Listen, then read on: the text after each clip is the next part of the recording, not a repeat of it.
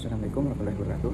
Saya Rizal Mahendra. Di sini saya akan menjelaskan tentang strategi, merek, integrasi, branding, dan positioning pada kualitas layanan. Dalam dinamika pasar global yang terus berubah, sektor jasa telah menetapkan posisinya sebagai penggerak utama di bidang aktivitas ekonomi di berbagai belahan dunia. Posisinya sebagai penggerak utama, transformasi ini membawa konsekuensi logis pada cara organisasi mengelola identitas. Transformasi ini jadi bukan lagi sekedar pelengkap pemasaran, melainkan telah menjadi pionir utama dalam menjaga keberlangsungan perusahaan agar tetap dikenal dan relevan di dalam masyarakat. Latar belakangnya yaitu, yang pertama ada sektor jasa dominan dalam ekonomi, yang kedua ada merek sebagai sinyal kualitas, dan yang terakhir pentingnya branding dalam mengurangi risiko konsumen.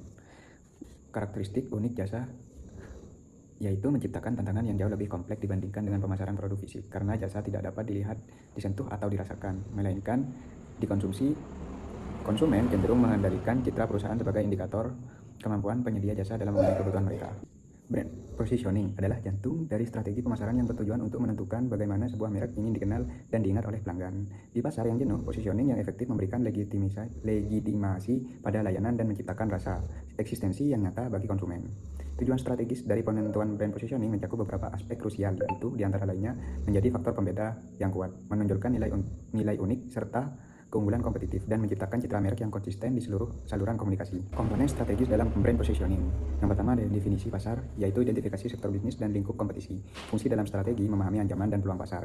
Yang kedua ada target market, segmentasi audiens berdasarkan kebutuhan dan preferensi. Tujuannya atau fungsinya yaitu menyesuaikan pesan pemasaran agar relevan. Brand promise, janji manfaat unik yang diberikan kepada pelanggan. Fungsinya menetapkan ekspektasi kualitas. Yang keempat ada kredibilitas, alasan bagi pelanggan untuk mempercayai merek. Fungsinya membangun fondasi kepercayaan konsumen. Yang terakhir ada point of difference, keunikan yang membedakan dari komputer.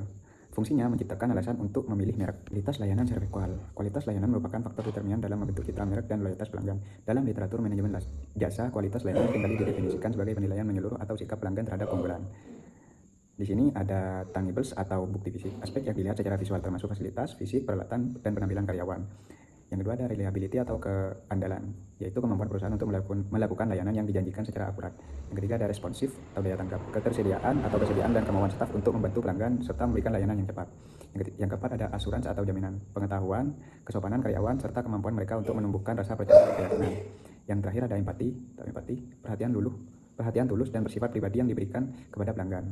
Strategi diferensi berbasis kualitas. Quality based positioning. Quality based positioning merupakan strategi di mana perusahaan memilih untuk bersaing dengan menonjolkan kualitas layanan sebagai nilai jual utama yang seringkali ditawarkan dengan harga premium. Strategi ini sangat efektif ketika perusahaan mampu membuktikan adanya kualitas dan perbedaan yang nyata. Karakteristik intaklibitas jasa seringkali menciptakan hambatan psikologis bagi konsumen dalam bentuk keraguan dan persepsi risiko yang tinggi. Terdapat beberapa teknik utama yang digunakan untuk melakukan tangibilisasi merek. Yang pertama ada visualisasi menggunakan media visual seperti foto, video, atau simulasi untuk menggambarkan manfaat layanan. Yang kedua ada asosiasi, yaitu menghubungkan merek juga dengan simbol, tokoh, atau objek yang memiliki karakteristik yang diinginkan. Yang ketiga ada representasi fisik, yaitu menggunakan objek fisik seperti yang nyata untuk menambahkan kualitas. Yang keempat ada dokumentasi, menyediakan fakta, angka, dan statistik untuk mendukung klaim kinerja. Yang kelima ada keterlibatan orang, yaitu mengingat bahwa staf adalah elemen kritis dalam penyampaian layanan. Komponen-komponen strategi layanan unggul. Ada reliability, menghilangkan kesalahan dan menepati janji secara konsisten. Ada wow factor, memberikan nilai tambah yang tak terduga kepada pelanggan. Recovery, kesiapan untuk memperbaiki kesalahan dengan cepat dan tepat. Ada fairness, memastikan semua transaksi dan kebijakan bersifat adil. Yang terakhir ada respectfulness, menghargai pelanggan, karyawan, dan pemangku kepentingan. Ekuitas merek merupakan aset yang berharga yang memberikan nilai tambah bagi perusahaan dan pelanggannya. Pemahaman yang mendalam mengenai dimensi ekuitas merek membantu manajer dalam merancang investasi pemasaran yang tepat untuk membangun keunggulan kompetitif yang berkelanjutan. Berdasarkan model Asker yang banyak dan diadopsi dalam penelitian jasa, terdapat 4 dimensi ekuitas merek. Yang pertama ada brand awareness atau kesadaran merek, kemampuan pelanggan untuk mengenali atau mengingat kembali bahwa merek tersebut termasuk dalam kategori layanan tertentu. Yang kedua ada perceived quality atau kualitas yang disarankan, penilaian subjektif pelanggan mengenai keunggulan yang superioritas keseluruhan dari sebuah layanan. Yang ketiga ada brand association atau asosiasi merek, segala sesuatu yang terkait dalam memori pelanggan dengan nama merek. Dan yang terakhir ada brand loyalty atau loyalitas merek, ketertarikan atau komitmen psikologis yang dimiliki pelanggan terhadap sebuah merek. USP atau unique selling proposition adalah esensi dari apa yang membuat sebuah produk atau jasa lebih baik daripada pesaingnya. Komunikasi USP yang jelas dan tepat adalah kunci untuk mengonversi prospek menjadi pelanggan di tengah lautan pilihan. Dalam sektor jasa di mana tawaran kali terlihat serupa, USP yang berfokus pada hasil keahlian atau metodologi unik ini menjadi sangat krusial. Kesimpulannya, apa yang dari tadi saya jelaskan, yaitu branding penting dalam sektor jasa.